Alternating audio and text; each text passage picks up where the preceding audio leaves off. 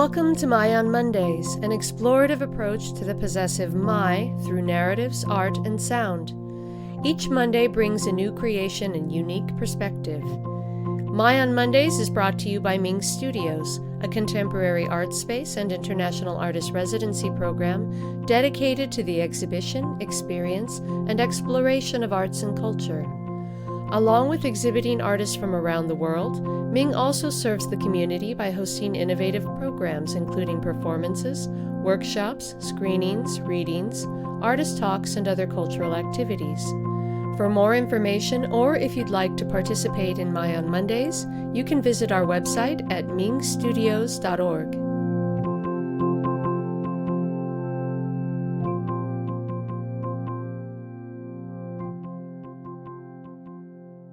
Thanks so much for tuning in for our 12th episode of My on Mondays. Today's featured guest, C.L. Young, is a writer with a background in philosophy and contemporary dance. Her poems can be found in Lana Turner, Poetry Northwest, the Volta, and elsewhere, and essays are at Entropy and The Scofield. She holds an MFA in poetry from Colorado State University and lives in Boise, Idaho. For the past decade, she's focused much of her work and attention on grief and the processes of death and dying. Her piece today is titled My 2011.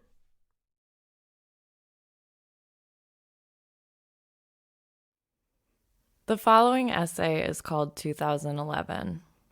It feels appropriate, though, that the naming of this series would have it be My 2011. Whenever someone recounts to me a particularly difficult period of their life, one filled with multiple losses or repeated trauma such that it has marked a decisive change in them, that is how I've cataloged it in my mind, as that person's 2011. A time or event so momentous that afterward life splays out on either side of it, inextricable from that center place. For me, 2011 has rippled outward in both directions so dramatically that I cannot understand or imagine myself without it. This has to do with what came after, how that year lodged itself in my heart and the hearts of my friends, causing change and turmoil, upheaval. There has been relocation and substance use, marriage and isolation, and other deaths that came later, their invisible tethers stretching back to that year. 2011 also provided information about the past. When someone dies, particularly someone young, while you are also young, it contextualizes that person, that relationship, in a way that can't happen if they remain living. They become mythic. Their appearance in your life suddenly finite, relegated to what memories you can hold on to what meaning you can make of their life and their role in yours. There will be no reunion, no opportunity for thanks or repair, for mutual reflection or sense-making. This essay was written in the fall of 2015. Its contents represent one moment in time, 4 years after the events it describes, in which the grief of them was, for me, still searing just below the surface. Though much has changed since I wrote it, the world, the brokenness of my heart, my perspective around problematic relationship dynamics, the acceptance of my own experience of bipolar disorder, and the death of another best friend, to name a few. It feels important to me to preserve its clarity, to allow that moment's understanding of what happened to be cast in amber. Someone once suggested that I revise 2011 to reflect what grief has taught me. I resisted this advice at the time, not quite understanding why. Certain things must be written simply so that their events can be witnessed. This essay is not about anything else because when it was written, there was nothing else. I can't recast it in healing or wholeness because I don't understand grief as a condition to be assuaged. I understand it as something that simply exists, that cannot be made otherwise. If I have learned anything from grief, it is the importance of making space for it, of resisting my culture's fearful and clinical treatment of death and dying, of its understanding of grief as something to be ignored and gotten over, and instead to imagine one that allows mortality and loss to act as grounding forces, as a confirmation of humanity. Writing about grief has given me this space, as has talking with others about their experiences of loss. Through recording and collecting conversations for Sema, my understanding of grief in its infinite forms has deepened and expanded to an extent I did not think possible, cementing my certainty of the necessity of such exchanges. I don't believe it's possible to understand or communicate the colossal loss that has occurred over the past year and a half, that continues to occur, the unevenness of its distribution, how it compounds when combined with all that was already present. If I can hope anything, it is for a further opening to and deepening of these conversations. All of 21, I've been thinking about what 10 years means. What is supposed to have happened by now, who I am supposed to be. But the time I know doesn't work like that. Years don't lessen in significance or reality just because they get farther away. To me, moving through each day feels like standing on a stack of calendars, each year one layer of an infinite cake, every moment of my life ever occurring somewhere in my body. Grief doesn't end. And yet, this sense of repetition, of rhyme and of echo, is the same one that makes love possible, and reverence, and growth, and resilience, and it is what keeps me alive.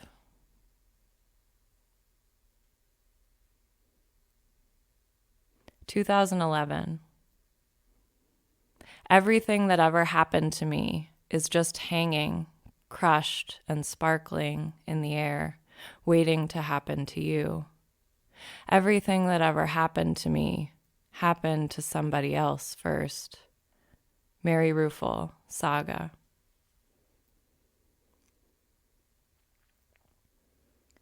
A lot of bad things happened in 2011. Things come on and then more of them. He dies, and then she is killed to eclipse them both.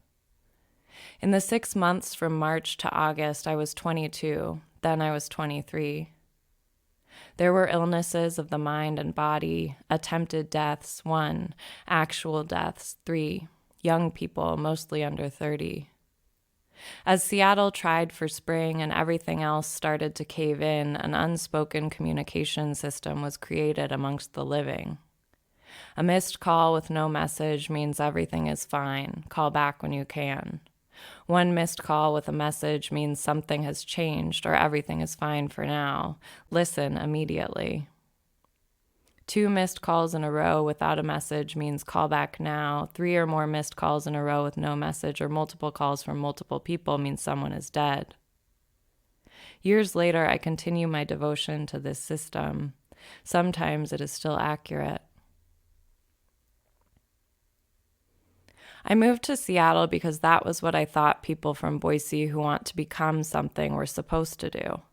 Go somewhere more urban, smarter, shed the inferiority complex of being from Idaho by learning how to pretend you're not from Idaho. S moved to Seattle to be near boats.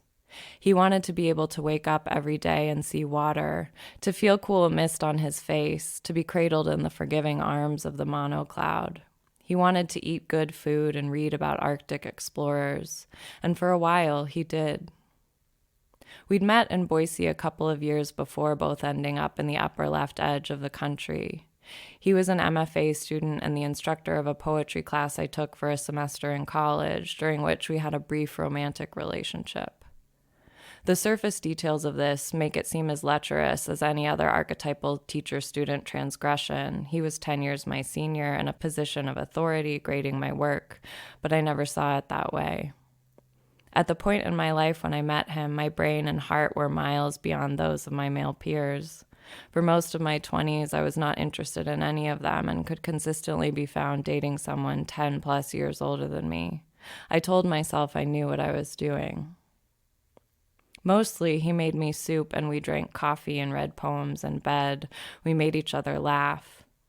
S could get excited about anything. His energy was endless and infectious. He was also a good teacher, and one I needed at the time. When we met, I felt deflated. I'd left school in Eugene because years of disordered eating had finally taken a toll on my body. I was exhausted, anemic, depressed. Returning to my hometown university made me feel ashamed, and I could not imagine learning anything there. At just the right moment, S recognized I was smart. He made me love poetry, something that's difficult to convince people to love, and it became the thing around which my life now orbits. It was a miracle to me at the time, one that has only grown in the years since. The truth is, I had more control over our relationship than he did. I had agency when it began and agency to end it. After a few nights of him showing up incoherently drunk at my house when I myself was still not old enough to go to a bar, I learned that age means very little about maturity and responsibility, and our relationship shifted swiftly to friendship. People try to tell you that living in the Pacific Northwest is difficult. For those who are from the region, the endless days of gray and wet are a kind of comfort. They encourage time spent inside, often leading to reflection and creativity. The shared adversity of over 100 days in a row without sun gives people something to talk about and an excuse to be silent. It gives whole cities a reason to skip out on work when the clouds finally burn off. The sun comes back, people look up, people smile and laugh in public for the first time since October. These moments of shared joy become addicting because they are the reward for months and months of endurance, only so bright because of a persistent sense of lack. The acute awareness of dark and light in these communities makes life feel dynamic and significant without requiring any action beyond simply being. Everyone has a vast emotional range through no doing of their own. For those who are accustomed to regions that experience primarily clear days, however, the aliveness that's possible in Seattle and its neighboring cities also presents a quiet, gradual onset risk. But I like the rain, you reply. You like the rain until months have passed in darkness with no sign that the clouds will thin.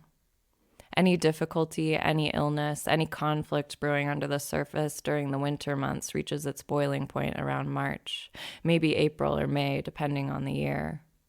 And even if unrest was absent in October, by the time spring should be happening and it isn't, then summer should be happening and it still isn't.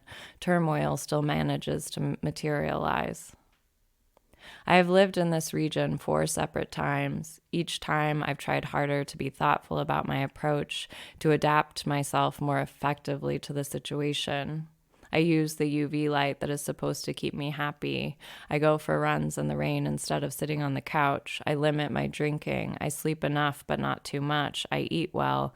I try to appreciate the beauty and green the climate makes possible even in winter. Still, I cannot seem to stay. I moved to Seattle from Boise in July of 2010, a couple months after I finished college. S moved there from Missoula in November of 2010, a year and some change after finishing grad school in Boise.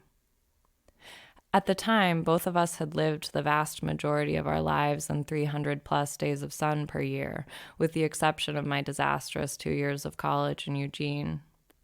I thought I knew what I was in for, that I'd do it better this time. I moved in with my middle older sister, my happy light in tow. S brought rain shoes and studied nautical maps.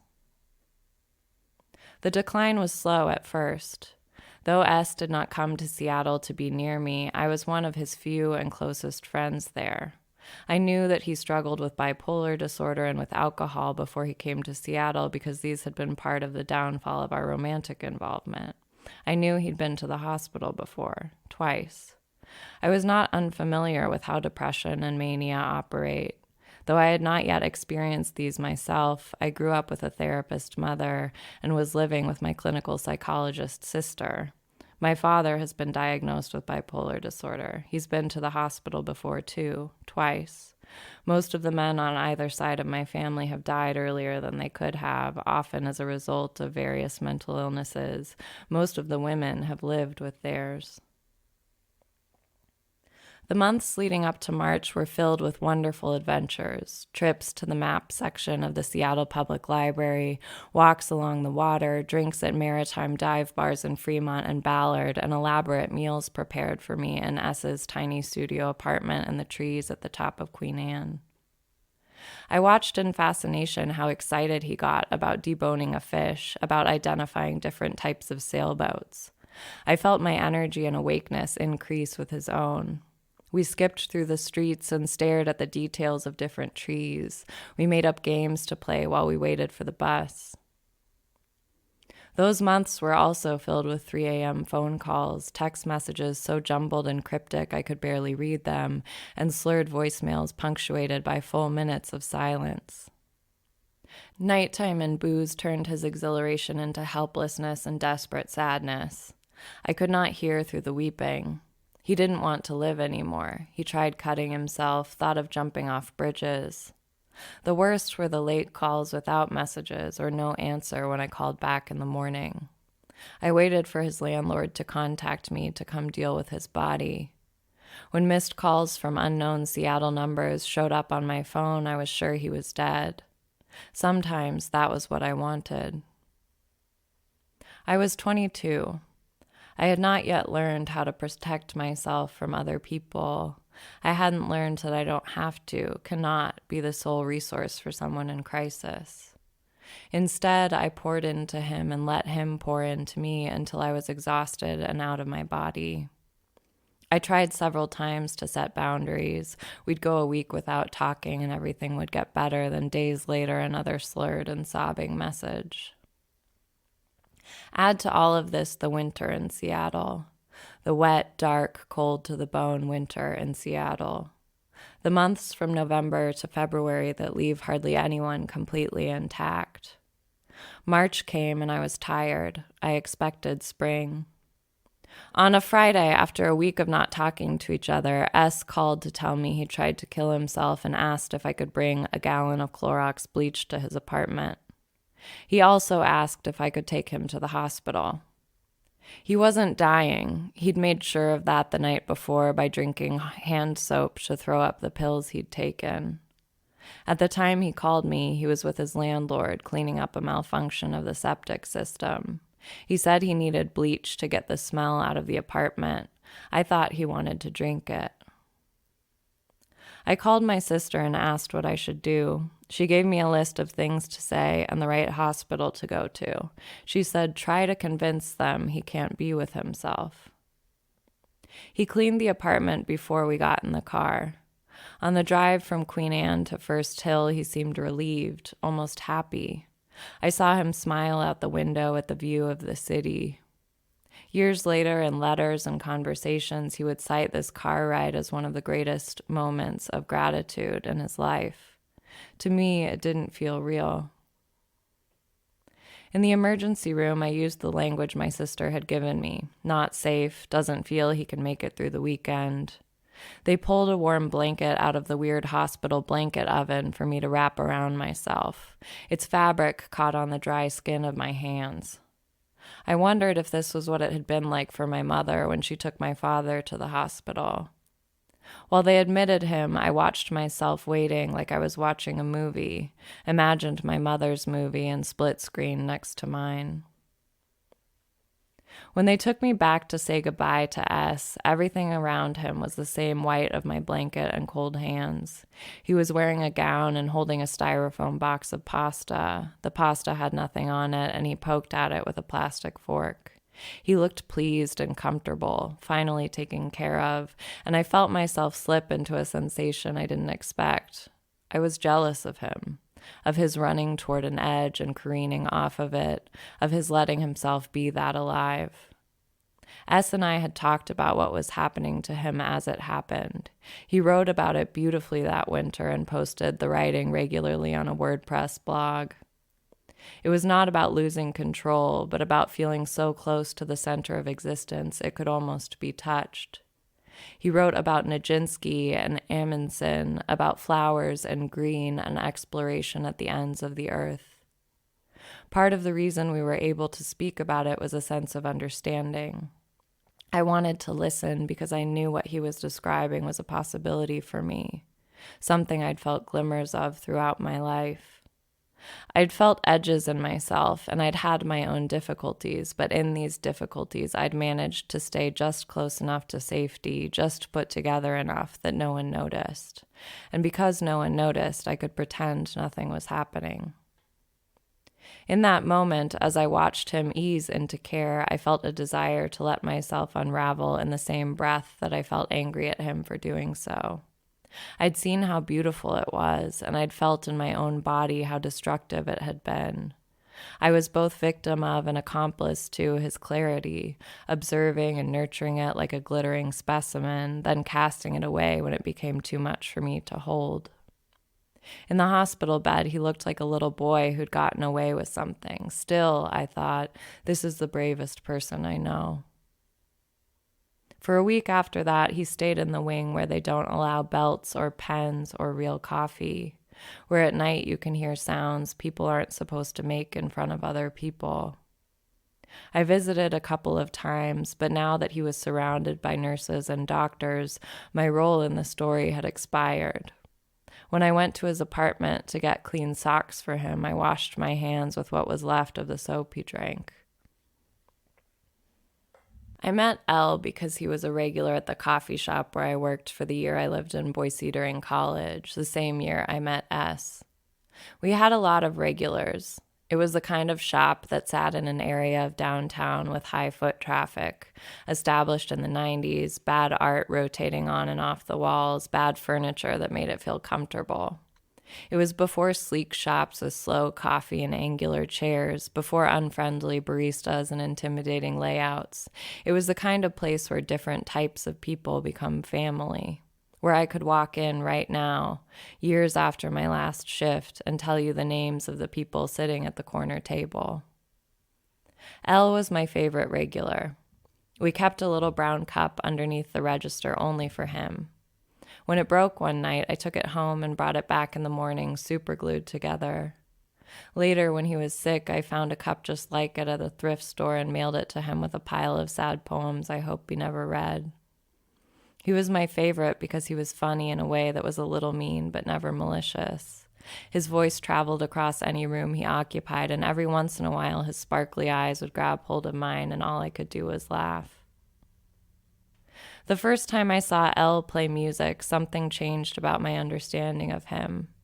I realized that his humor sprung from a place of sadness, of feeling strange in the world. There is no way to effectively describe what he sounded like when he sang or how exactly it seemed to come from deep in the center of his body. It felt like he was pulling something out of himself and placing it in my hands.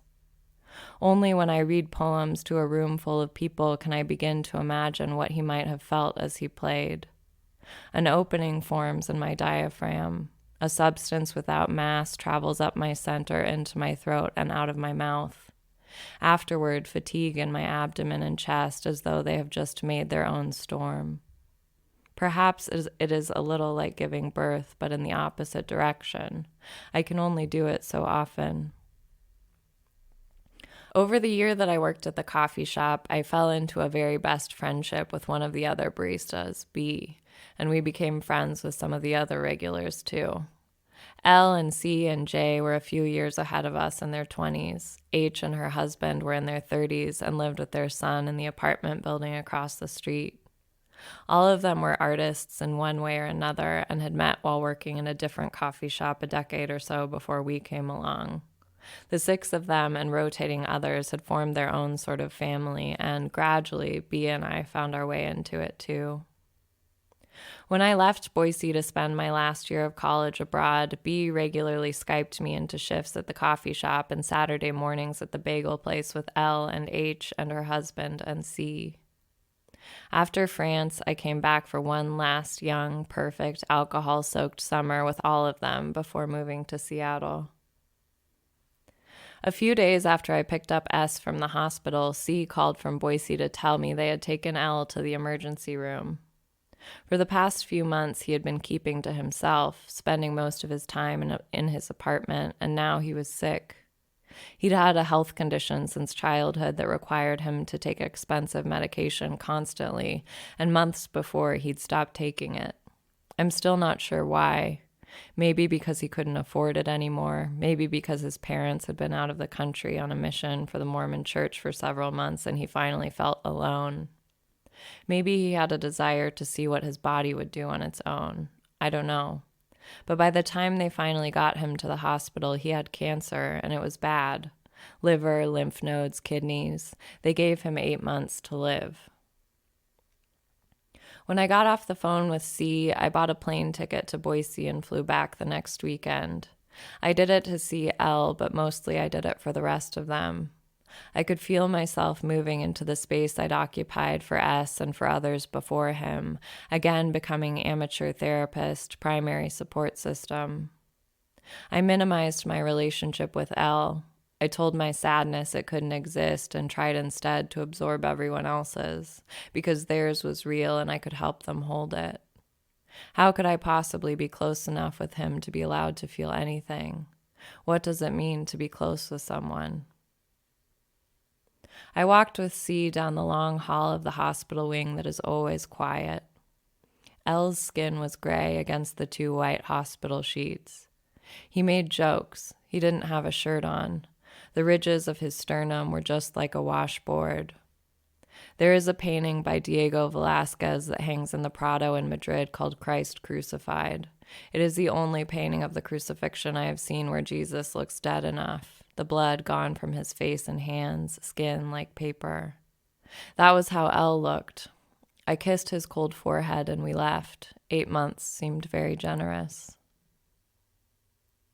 The morning after we visited the hospital, C and I sat outside my parents' house and I tried to explain how draining the past 3 months in Seattle had been. I tried to tell him what the missed calls and cryptic voicemails had done to my body, what it feels like to wait every day, to hear from someone else's landlord, to wake up mapping a plan for retrieving a corpse. We don't think about our limits, I said. We don't drive to work or do our laundry wondering about the extent of our resilience to trauma. Then something happens, then another thing, and another. I can't take another thing right now, I told him. Even as this was true, I also felt something else. Everything that matters had come into focus, and it felt like we were all really talking to each other for the first time. We were moving through the world as though it were finally as bright and real as it is in the movies, with us at its center, all beauty and ugliness ours, weather patterns and landscapes, the way we fed ourselves or didn't, while everything inconsequential receded into the background. I didn't want Elle to die, and I didn't want us to stop being this way. I flew back to Seattle. 6 days later, to finish the march that had started with a gallon of Clorox in the emergency room at Swedish Hospital, M died falling from a train. M was another regular, but I'd known him since I was 15, and he was the most alive person I'd ever met. I remember having coffee together one cool fall morning when I was a junior in high school. I'd watched him refuse cream, then add drops of cold water into the cup so that he could drink it faster. And that was how he was. He wanted everything all at once, as immediate and undiluted as possible. M was the first friend I ever had who was living in a way outside the way I'd been taught to live. He was astonishingly intelligent. He'd been a competitive debater in high school and could talk that fast and accurately about almost anything. But he also had tattoos and friends who looked like artists. He wasn't afraid to talk about the world in a way that asked it questions, and he wasn't afraid to feel. He made cigarettes look cool and read big books, but he didn't care about academia or achievement. I kissed him once. It tasted like coffee and Nag Champa. Knowing M blew open my understanding of what my life could look like. He was also the first person I ever met who wrote poems and was proud of it. As he wore his way through his 20s, M progressed from a somewhat reasonable shade of bohemian intellectual to what felt like an extreme reenactment of a Kerouac novel. He became more nomadic. I saw him less and less often, and when I did, it was wandering downtown with half a shirt on. still beautiful, still palpably alive, but also tired and with eyes that felt increasingly hollow. Drugs, trains hopped, wonder rotting to disillusion. A couple of months before we heard about Elle, M wrote on my Facebook wall, "Call me, please. I need some new light." At that point, everything with S was in full Technicolor and I didn't have light left for anything else. I remember sitting outside in the rain, listening to M on the phone. All I could think about was how tired I was. After a few minutes, I made an excuse and hung up. It was the last time I heard his voice. Someone told me that M hopped this particular train because he'd heard about Elle and was trying to make his way back to Boise. This is true or not. Either way, he was moving in the wrong direction through Oregon with a blood alcohol level high enough to kill most people. I heard he fell or was pulled by force between two train cars found later on the ground next to the tracks. The news said he didn't die right away, or he was alive enough to be taken to the hospital. It didn't occur to me until years later that he might have jumped. I don't think C wanted to tell me about M, and when he did, I spent most of the day locked in a bathroom in a house that wasn't mine, lying in an empty bathtub with my clothes on. Years later, I would write, "I guess I never thought of M as having had a problem in so much as I thought he was in love with feeling and not feeling in equal measure." And that was true, and he died of it. There is a vial of perfume I bought around the time I first went back to visit Elle in the hospital. It's a different scent from the one I normally wore, but it was the one smell I liked in a container small enough to pack in my carry-on. I used it only in 2011 and only when I traveled. I call it my funeral perfume. I don't have the vial anymore, but the scent is still popular enough that I sometimes encounter it on other people. In these instances, it is not so much a reminder of the dead, but the sensation that I am walking past a ghost of myself. I didn't go home for M's memorial. A few weeks after he died, I had to fly to DC to help run a meeting for work. It was the only normal traveling I did with the perfume that year. The night before the meeting, my boss asked me to come to his hotel room to finish our presentation for the next day. When I walked in and moved toward the chair in the corner, he gestured to the bed. "Sit there," he said. Then he moved next to me. "You smell good," he said. After a few minutes, a knock at the door. I got up to open it and let my other boss in, sat down in the corner. On the flight back to Seattle, I felt like I was coming out of my skin. I called my mom. I asked what exactly had happened to my father the times he'd gone to the hospital. She suggested I go see a particular therapist the next time I was in Boise. I had no trips planned, but she must have known it would be soon. She's too much of a worrying person not to have known. That was the end of April. S left Seattle to go back to Montana. I moved into his studio in the trees on the hill on May 1st, and my sister's fiancé moved into our house.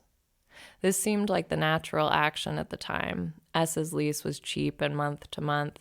I liked his landlord, and I'd always wanted to live alone.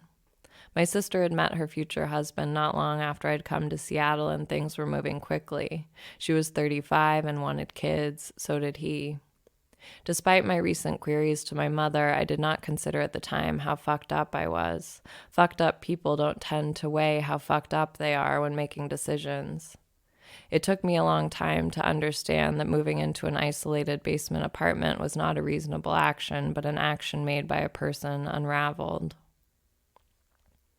Days after I moved, Elle died. 2 months, not 8.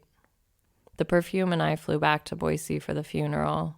C was a pallbearer and had to be there early. We drove across town together in his old orange truck, then shared a cigarette while we paced the blocks of the neighborhood, almost certain and maybe hoping we'd turn to ash the moment we opened the doors of the LDS church. Instead, when we walked in, we were still alive and everything around us was beige. We passed through the room with the flayed open casket.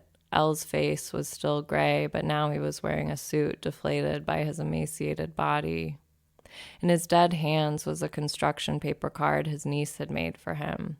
We shook his parents' hands. We said, "I'm sorry."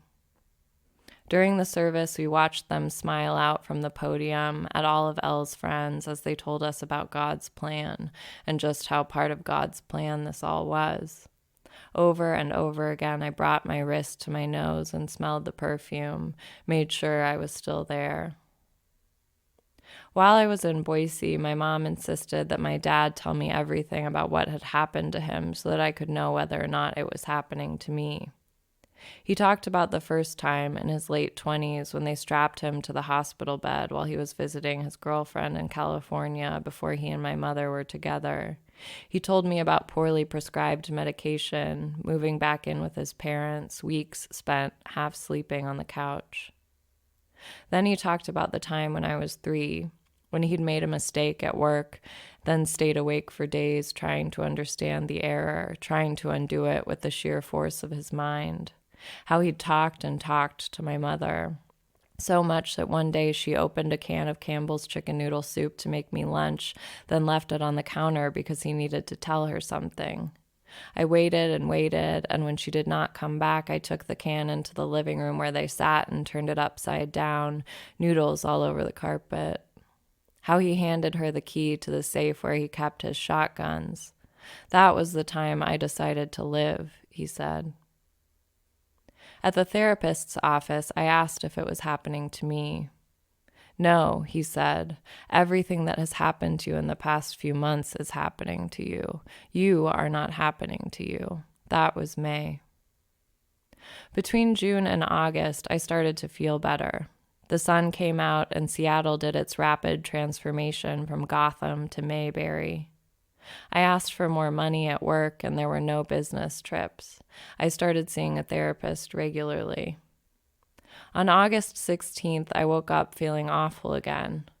It was Tuesday, M's birthday. I waited all day with my phone on my desk, expecting it to buzz with some new horror. Instead, it came a week later. I have always wanted a twin. I am a Gemini with 2 Gemini parents, both of whom grew up with siblings who were their complements. I am my dad's only child, and I was their last try. A geriatric pregnancy, multiple late-term miscarriages before me. For a time, I even had a twin. Parts of my other half were in my mother when they cut her open to pull me out of her and into the world. I have wanted someone to share my life with, someone to bear continuous witness to my family, to the everyday, to my victories and transgressions. I have wanted to not to have to tell the story, but to have it be always already known, down to its finest detail and most inner secret. I maintain that my lack of a twin is one of the primary things that has made me a writer, that if I can get all of my life down in 12-point font, print it out, and hand it to a reader, they might act as a double for the person whose body never formed all the way. We met on Halloween in elementary school, and we had the same name. Catherine, Katie, Katie. We called each other Kate. She was a year younger than me and tough, the little sister of a not much older brother.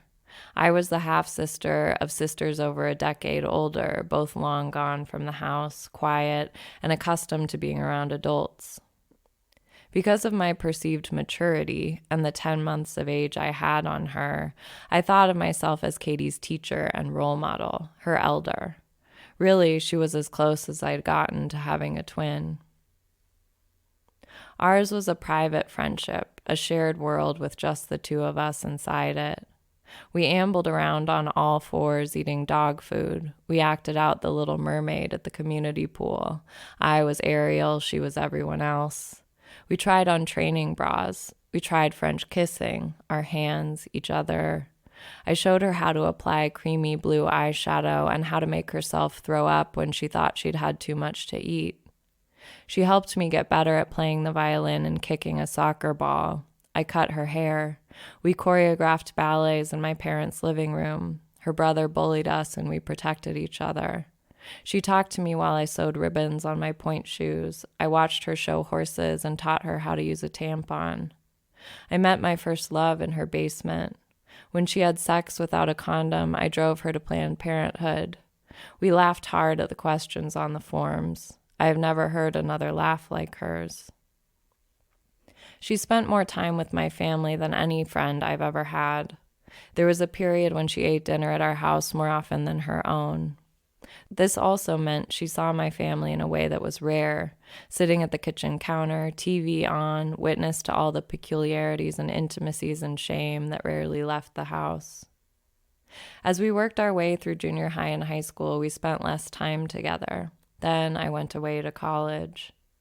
After that, we'd see each other in passing during school breaks, driving or walking the hill to and from our parents' houses.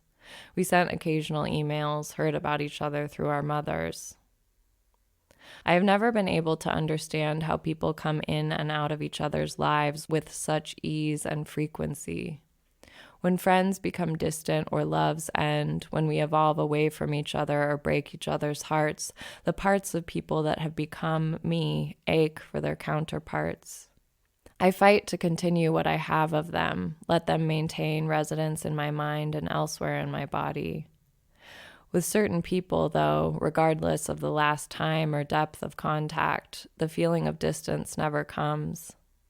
There is a connection, a closeness that transcends the physical world and remains intact. I think it must be what some people call unconditional love. For me, nearly all the people that fall into this category are family. The others who've joined it are few and far between, and Katie was one of them.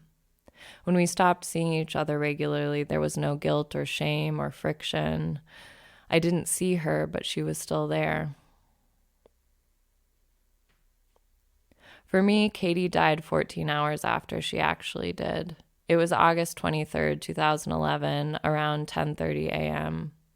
I was sitting at my desk at the multi-billion-dollar architecture corporation in downtown Seattle, where I worked as an assistant to the two executives from the hotel room, busy preparing for a meeting that would happen that day. Several other executives from different offices around the country were on their way into town on flights I had booked, ready to stay in hotels I'd arranged for them, eat meals at restaurants I had chosen. I still had caterers to confirm and multiple presentations to finalize before the end of the day. I was scrambling. My mom tried my cell phone first, then she called my work phone. I saw her number on the screen and thought about not picking up. I answered without saying hello.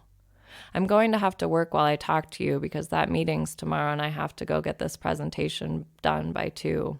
She asked if I was sitting down. I said, of course I'm sitting down. I just told you I'm sitting down. She said, maybe you want to go somewhere quiet and call me back on your cell phone. I started listening then. I stood up. I called her back, or I transferred the call to an empty office. I think she paused for a second before she started talking. Maybe she took a deep breath, knowing these were the last moments we had before the world tore in half. What happens next happened to me more fully than anything has ever happened, changing everything that came before it. I imagine my mother's elbows on the kitchen counter in the house where I grew up. I imagine her right hand tight around the chunky black rectangular house phone, her left hand cradling her forehead. Katie B., she said.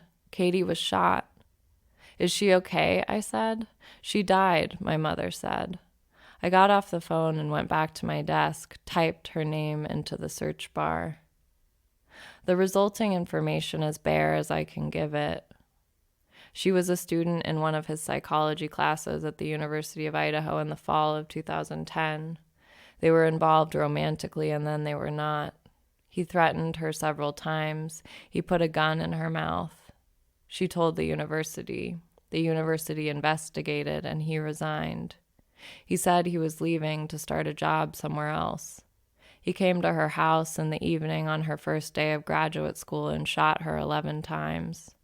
He went to a hotel nearby and shot himself. She was 22. There is, of course, other information I could provide. A list of the guns they found in his hotel room, a list of the medications, a list of his diagnoses, what the university could have done to protect her, what she could have done to protect herself, All the things the federal government could have done to keep him from being allowed to own a gun. I have written these down before, but nothing good comes of them. I cannot approach him with any humility or understanding. I cannot think clearly. All I can see is her body full of holes, her blood seeping into the grass. I stood up. I walked to the elevator. I took the elevator to the ground. I went outside. The sun was bright. I went back upstairs. I didn't speak. On my lunch break, I went for a run on the waterfront. Near the old Seattle PI building, I stopped being able to breathe. I crumpled into a fetal position. Mount Rainier was there. I stood up. I ran back to work. I took a shower. I walked into my boss's office and told him I think I need to go, but I'll be here tomorrow for the meeting. I'll be here tomorrow. I walked out of the office and into the street. I walked up the hill. I walked into a bar and there were drinks there and I drank them. There were cigarettes and I smoked them. People called me and I answered. People called me and I didn't answer. My sister picked me up from the bar. We drove to another part of town. She left me at a different bar while she got her hair cut. There was a drink there and I drank it. We went to her friend's house. They gave me strawberries and I ate them. The first love I met in Katie's basement drove to Seattle from Tacoma and picked me up. We went to Queen Anne and looked out over the Ballard locks, shared the tiny bottle of whiskey I'd been carrying around in my purse for a few months just in case. We slept in my bed with our clothes on. He left early. The morning was bright. I emailed work and told them someone else needs to do the meeting. I got up. I got dressed. I got in the car. I got my car washed for the first time since moving to Seattle. The Ballard Bridge was up. I waited. I had coffee. My friend told me about the time her dad died when she'd lost all her eyelashes because she couldn't cry. My parents called. My father said he was sorry. He told me about his friend from junior high who died by suicide, about eating dinner with his parents after it happened. He said everyone ate and talked like normal, so he started to scream. I got in the car and drove to Bellingham to visit a boy I knew in high school. I thought it would make me feel better. I watched him eat a sandwich while he talked about old-growth forests. I didn't feel better. I drove back to Seattle. I went to sleep. I went to work. I went to a bar and there were drinks and I drank them. There were cigarettes and I smoked them. My friend took me home in her car. I had no keys and my door was locked. I slept in her apartment and wore her clothes to work. I spilled coffee on her sweater. I slept on a couch in a dark office. I took the light rail to the airport. I flew to Portland. My friend drove me to her apartment. I slept there. I went back to the airport. I flew to Boise. I had sex with someone. I had sex with someone else. After that, the news became a too close movie. Sitting at the kitchen counter where I'd watched her eat dinner hundreds of times, I listened to her name come out of the television while the entire United States saw the dimple on her left cheek. I wanted a chance to stand in front of her. I wanted to tell her not to be so stupid, to protect herself, and that it wasn't her fault. I wanted to be her sister. I went to 2 funerals in a day. At hers, people kept saying, "Katie's tragedy, Katie's tragedy." No one said his name, no one told the story, no one said murder. It felt as though she had brought about her own death, as though the fatal flaw she was given at birth was that her heart would be vulnerable to love, her body to the result of a firearm. I wanted him to come back to life so that I could kill him again. I tried to remember her laugh. My middle sister got married 2 weeks after the funeral. During the ceremony, I stood between her and the friend who had given me strawberries. Later, I gave a toast. I wanted to say something not just for them, but for myself, a sound that could leave my body and not come back. I wanted catharsis. I could not write anything, read someone else's words instead. I went back to Seattle. I went to work. I quit my job. People drove me around. People watched me eat dinner. There were drinks, and I drank them. I could only cry when I drank them. I walked over I-5. I walked across the Fremont Bridge and the Ballard Bridge and the University Bridge. I put the contents of what had once been S's apartment into a U-Haul and drove to Boise. The day after I got home, I started writing a long story. In it, a woman tries to burn herself to death. She ends up alive, her remaining hair singed patches on her head. I finished writing it on December 28th, 2011. The year ended.